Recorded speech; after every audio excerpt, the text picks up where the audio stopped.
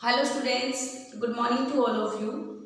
First of all बेटा, सबको thank you so much and बहुत सारा प्यार आपकी इतनी अच्छी विशेस मिलने के लिए, देने के लिए मुझे टीचर्स डे पे।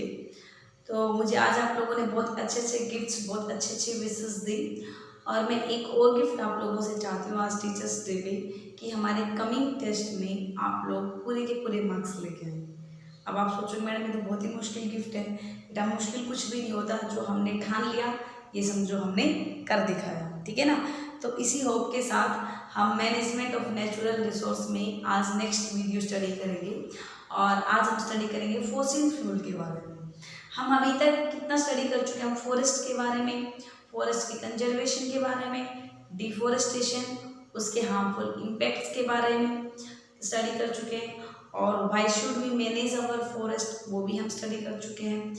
और आज की क्लास में आपको वाटर एंड वाटर रिसोर्सेज के बारे में, वाटर हार्वेस्टिंग सिस्टम के बारे में बता दिया गया है।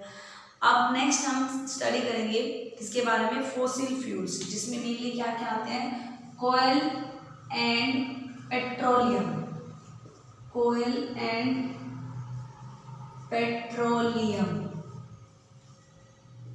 ठीक है बेटा, कोयल और पेट्रोलियम के बारे में क्या क्या स्टडी करेंगे। ये मेनली क्या होते हैं, they act as the fossil fuels, they act as fossil fuel.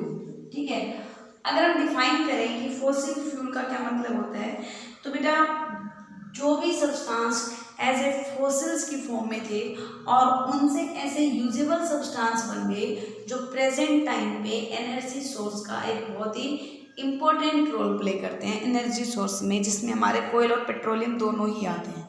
ठीक है, वन बाय वन हम यही सब स्टडी करेंगे बेटे फॉसिल फ्यूल के अंदर। तो सबसे पहले हम क्या करते हैं कि this fossil fuels are the non renewable resource of energy. These fossil fuels are non-renewable resources of energy. These are non-renewable resource of energy that are formed, जो कितने टाइम पहले बने थे, जो मिलियंस ऑफ ईयर्स पहले बने थे, एक ऐसे टाइम पे जब हमारी कंप्लीट जो अर्थ है वो almost earth remains covered by the forest. उनमें से बहुत सारे प्लांट गिर गए, कट गए और डेड डिके होते चले गए।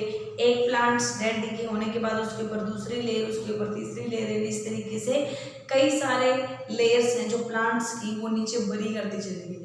धीरे धीरे अर्थ की फॉर्मेशन होती गई, मोर एंड मोर अर्थ की लेयर्स बनती चली गई और उन लेयर्स के नीचे वो डेड डिके प्लांट्स थे वो नीचे डिकम्पोज होते चले गए। अब हाई प्रेशर के ऊपर जब देखो अर्थ की बहुत सारी लेयर उसके ऊपर बन जाएंगी, तो नीचे वाली लेयर्स के ऊपर तो नो डाउट बहुत हाई प्रेशर होगा। उन हाई प्रोसेस के ऊपर नीचे जो डिकम्पोजिशन की प्रोसेस कंटिन्यूटी में रही, उनसे बहुत सारी हीट एनर्जी निकली एंड धीरे धीरे जो प्लांट्स के फॉसिल्स थे they get converted into the coal and petroleum. तो इस तरीके से इस प्रोसेस को, इस कोयल और पेट्रोलियम को बनने के लिए कई सारे मिलियन ईयर्स लग गए। तो अब इतने मिलियंस टाइम में जो सब्सटेंस बने हैं, ऐसा तो पॉसिबल नहीं है कि एक टाइम पे पेट्रोलियम या कोयल खत्म हो गया उसको हम अगले ही साल दोबारा से रिन्यूएट करा दें। दिस इज नॉट पॉसिबल और ये इतना आसान भी नहीं है, बिकॉज जितना हाई प्रेशर हमारी अर्थ के लेयर्स बनने के बाद नीचे लगा था वो हम अप्लाई भी नहीं कर सकते। और इसी रीजन से हम क्या नाम देते हैं कि जो हमारा फॉसिल फ्यूल है that is a non renewable resource. Non renewable में कौन से आते हैं, which can not be synthesized again. तो ये रिसोर्सेज हैं जो फॉसिल फ्यूल है, जो कोयल और पेट्रोलियम है, ये एक लिमिटेड अमाउंट में हमारी अर्थ के ऊपर प्रेजेंट है।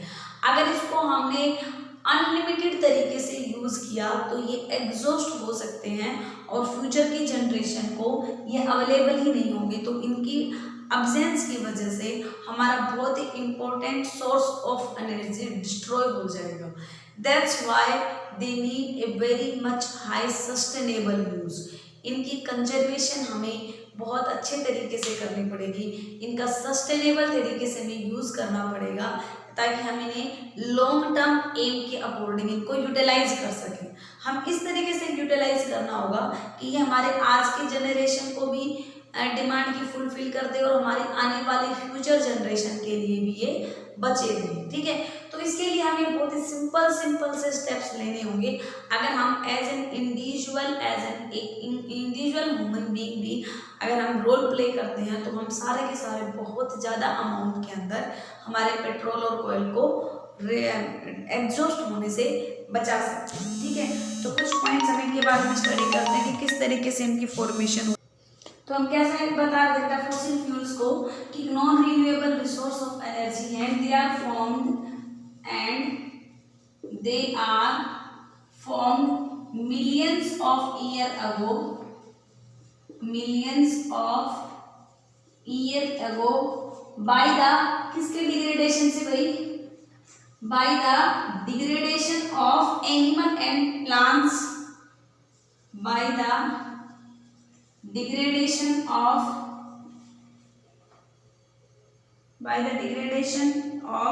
plants and animals remains that buried deep into the earth,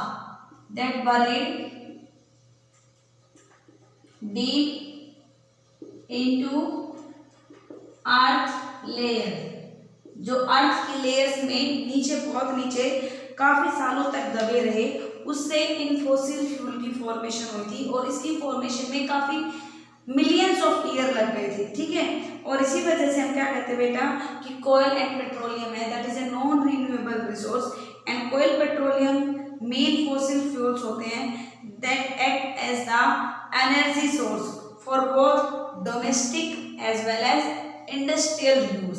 तो यहाँ पे जो फॉसिल फ्यूल्स हैं उनमें coal and petroleum are very important fossil fuel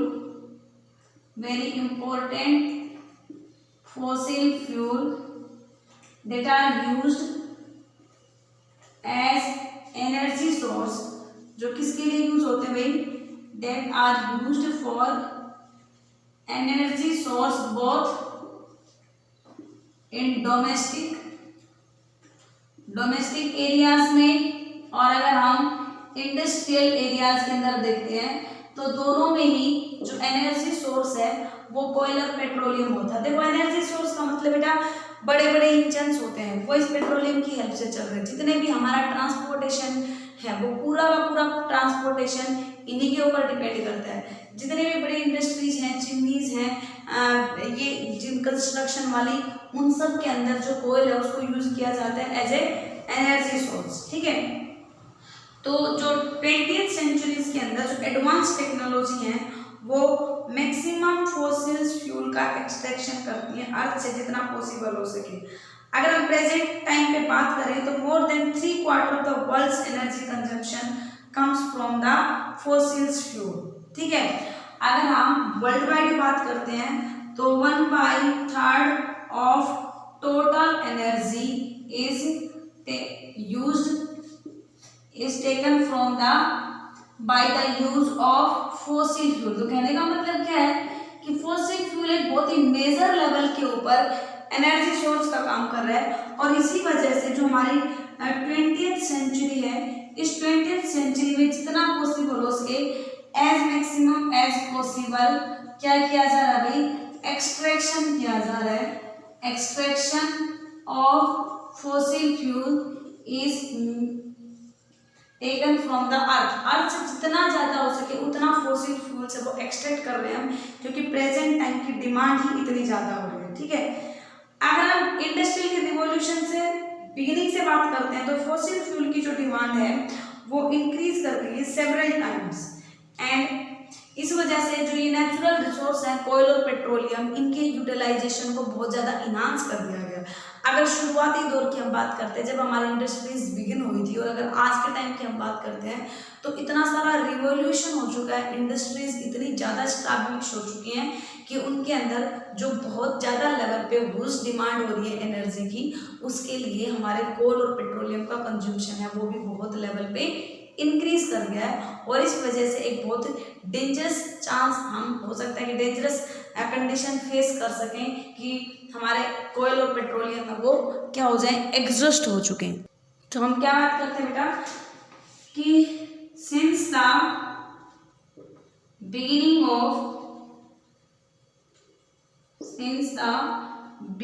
of industrial revolution,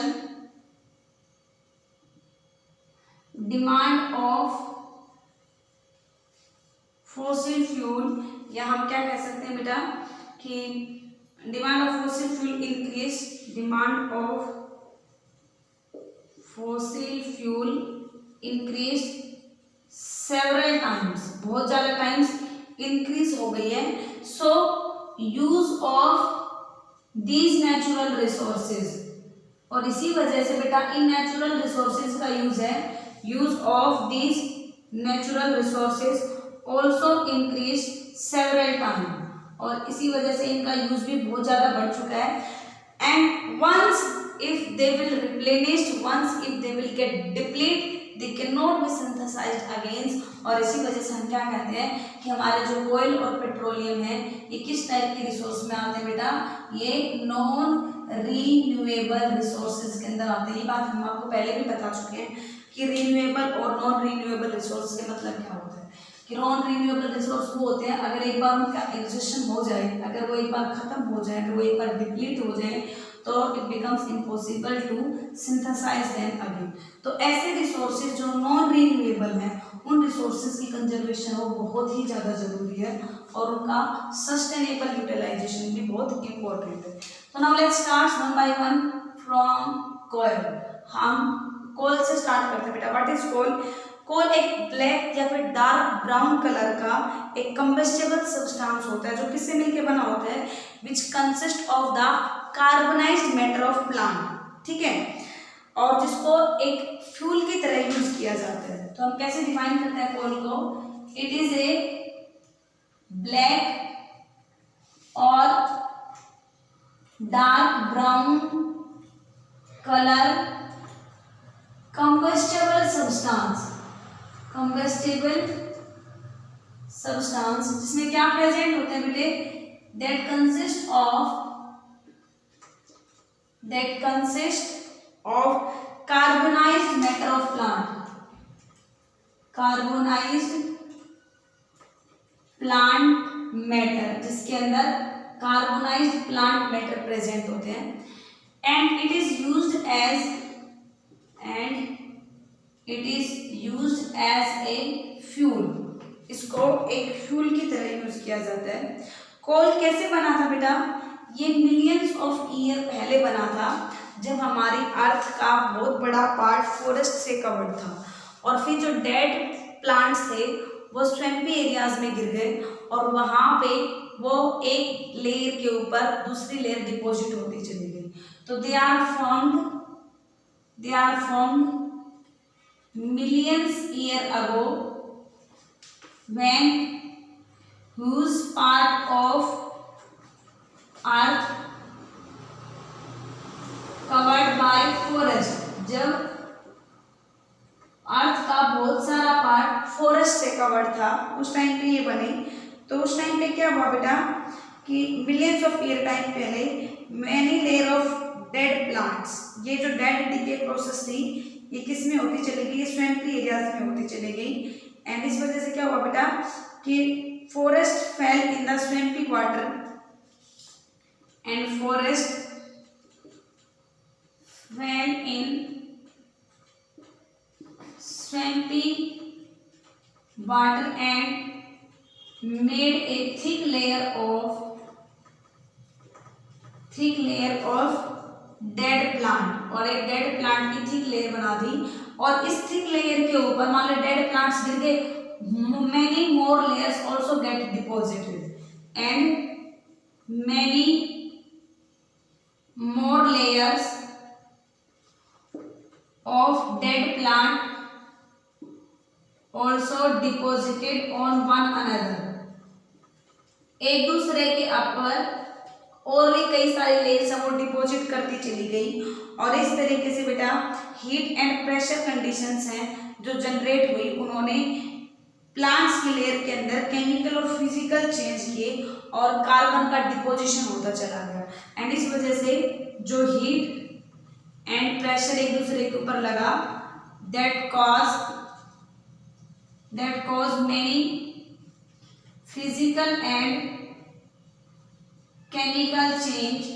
उसने उस प्लांट की जो थिक लेयर बनी थी उसमें कई सारे फिजिकल और केमिकल चेंज किए, जिसकी वजह से क्या हुआ बेटा, जिसकी वजह say that results in carbon deposition sorry, जिसकी वजह से कार्बन की डिपोजिशन होती चली गई और result in the formation of the कोयल।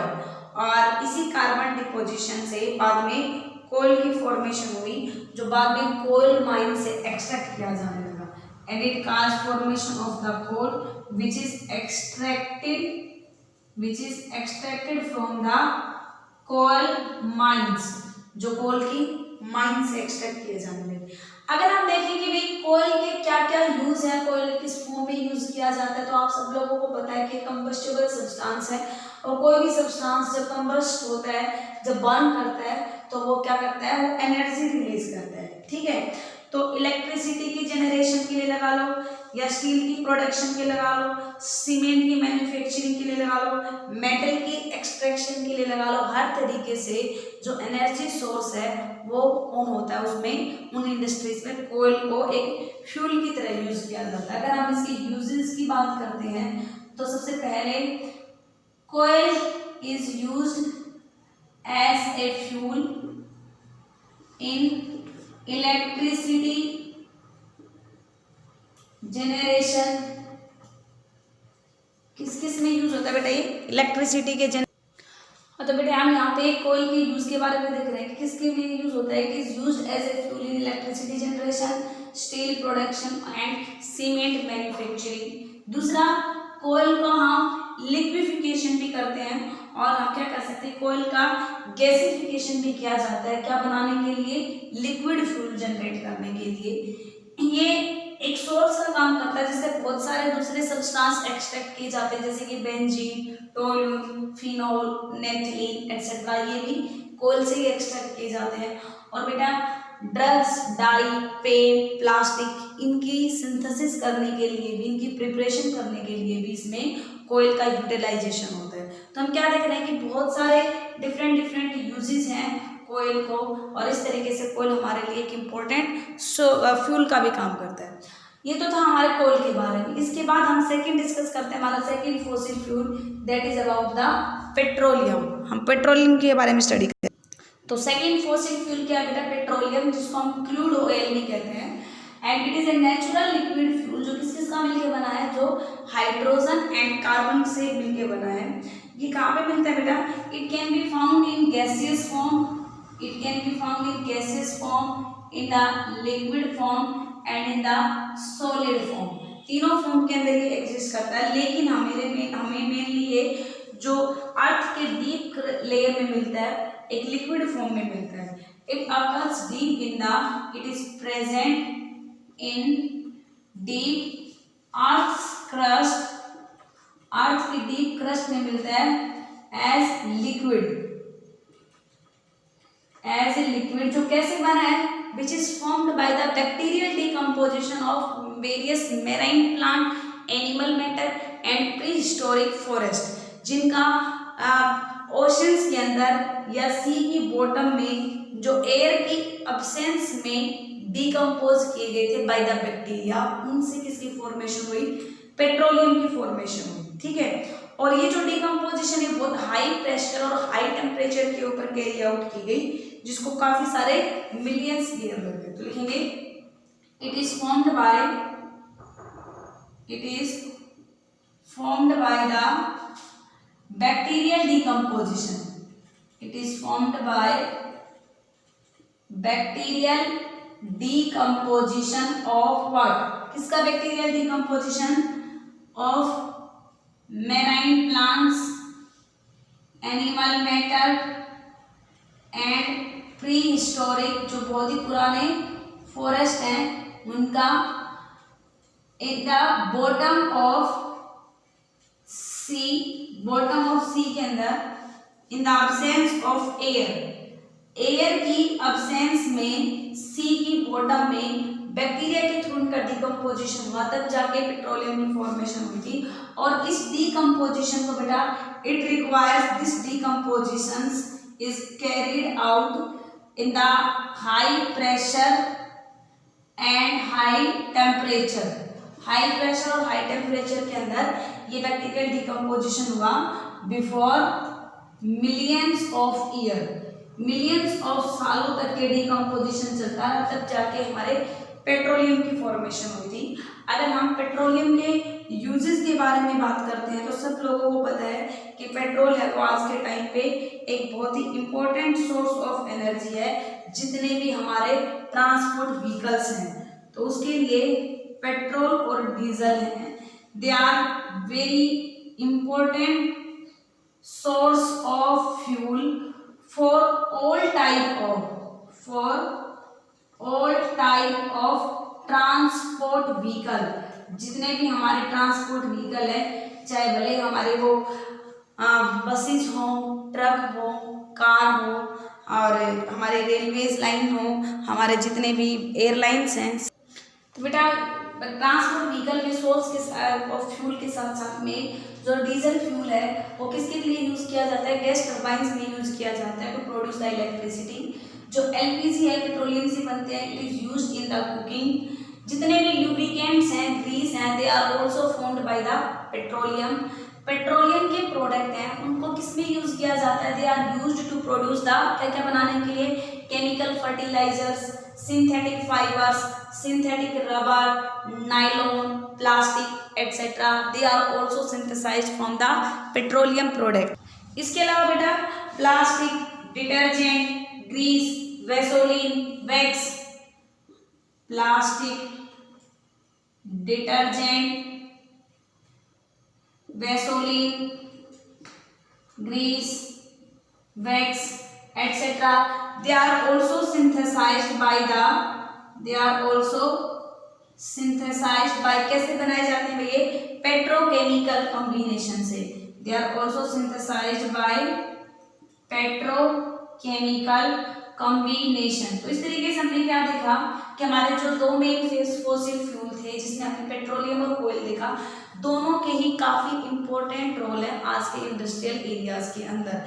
ये अगर हम इंडस्ट्रीज में भी देखें या फिर हम अकेले डोमेस्टिक यूजेस के लिए भी देखते हैं तो यहाँ पे हमारे घरों में भी एक फॉसिल फ्यूल के लिए जो यूज होते हैं वो यही दोनों मेनली यूज होते हैं।